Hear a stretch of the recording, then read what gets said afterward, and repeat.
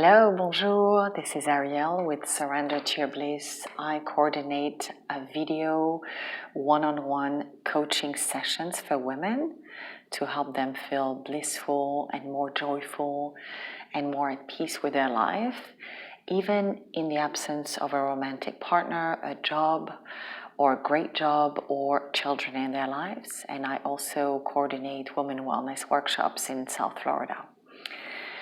For the video sessions, it's throughout the world. And today I would like to speak about, obviously what's happening in the world, which is, the pandemic of the coronavirus, and giving and sharing with you some suggestions to feel more peaceful and more joyful and a little bit less fearful about what's happening and how we are all everywhere in the world, no matter where we are forced to reorganize our life, and for most of us, stay at home all the time. So just a quick reminder that the pandemic is not a new phenomenon in history. There was the Black Pest in the 14th century, the Spanish influenza, which, by the way, started in the United States in 1918, and then AIDS, HIV, in 1981, and another Spanish influenza came in 2009. It was another influenza A, which I remember very well. I was in Paris visiting my sister because she was going to give birth to her daughter, my niece. And right there was the Spanish influenza. No, not the Spanish, but the influenza A, H1N1 outbreak. And as a result, nobody was allowed in the hospital room when she gave birth. It was crazy. So she was really by herself. And that was a tough time for her and for us. And in 2003, the SARS, which is, by the way, a virus, part of the same family as the coronavirus, outbreak came from China. But today, what seems so surreal is that the rapid speed of the propagation of the virus, it seems to be going and contaminating pretty fast.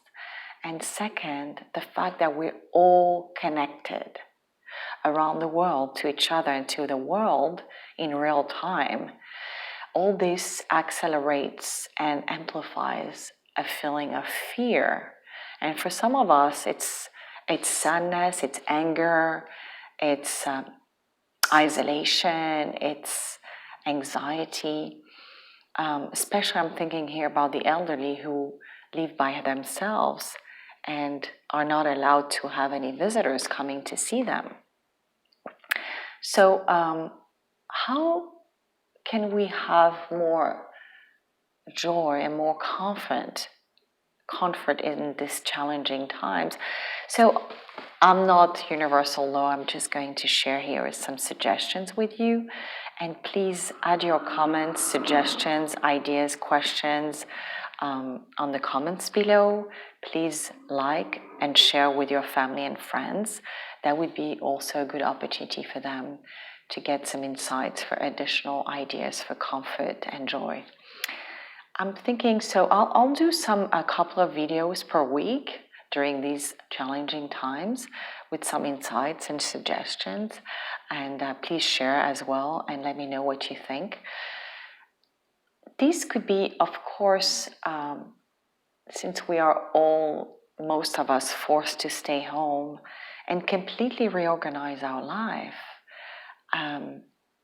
We all have different challenges and opportunities here depending on our lifestyle.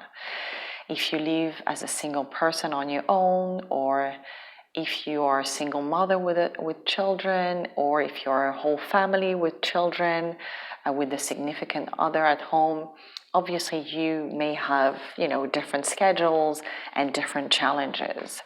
I'm thinking here about, families who have different, more than one child at home, and sometimes you want to just like go crazy because everybody being on top of each other all day long at home, it's a challenge. It's a lot of things to handle. And if you're by yourself, especially if you're over 70 years old, it's another kind of challenge because you have to deal with loneliness and just you're starting to talk, to speak to yourself or like call a lot of friends to make sure you're not alone in this adventure. But we are all united in this adventure because we are all going through more or less something similar. That I have friends and family based in Paris, in Rome, in Italy, in London, in Sydney, in Australia, and everyone is going through more or less the same anxiety, fear, anger, sadness. So if you have children or if you have a significant other with you, it's a great opportunity to find a way to create a schedule that will have to be more flexible than your usual schedule for your children to do their homework, to develop e-learning, online learning. And a lot of teachers and schools are really making a huge difference and a lot of efforts in increasing opportunities to do e-learning these days with audio, videos, sending out photos through WhatsApp for classes and exercises.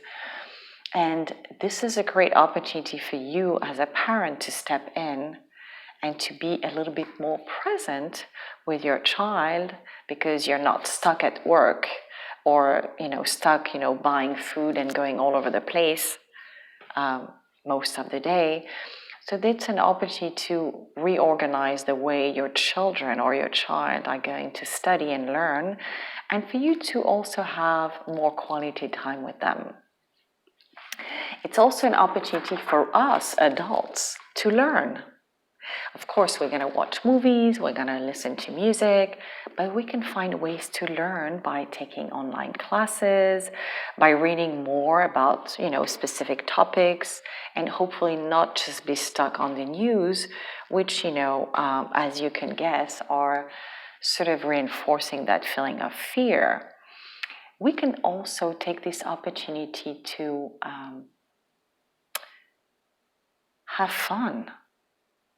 Put the music on, even if you live on your own, or if you have a family, or if you have a friend with you, or a parent or significant other.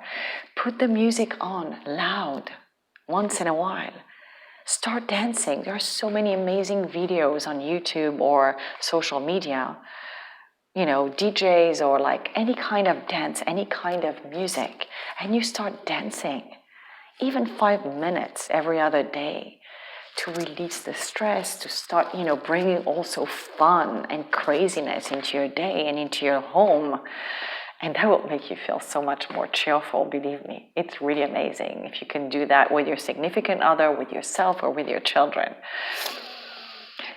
Also, we can be very grateful for a lot of people in our communities. It could be religious leaders, could be like sports coaches, fitness centers who are providing amazing tools, free online classes of cardio, of yoga, meditation, Zumba, spiritual classes to make us feel good so we can keep exercising at home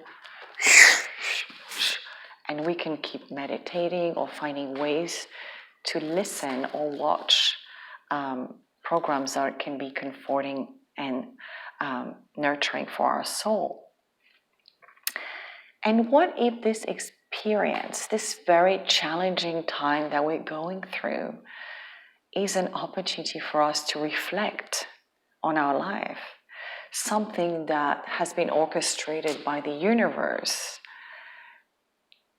to force us to stay home and start really questioning the meaning of our life and the values we're trying to share with our friends, with our family, with ourselves, our connection to life, our connection to values.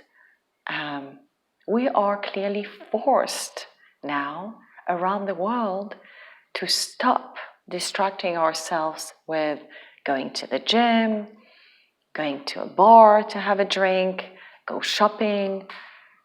And so, what can we learn from that? I don't think there's a specific answer, but there are many answers that are possible, and each one of you can find it. Maybe slowing down, maybe finding ways to give more meaning, be more in unity in our family, in the world. Maybe we can stop distracting ourselves so much and just go out and buy something or have a drink each time we feel upset for something. Reconnect with our family, spend more time on WhatsApp calls or video or FaceTime with our parents or grandparents or friends. What do you feel is happening? Feel free to comment. And I have great suggestions for online classes. Also, many of you, including myself, are worried about the financial situation and how they can bring money into their home because they're forced to stay home and they can't work and they're not being paid every month because a lot of entrepreneurs out there or small businesses are seeing their revenues just completely collapse. So you can send me messages and I have some ideas for you to maybe develop some online revenues if you're interested, and I'm open to other ideas from you as well. See you soon. Have a great day and be safe and stay joyful no matter what. Bye.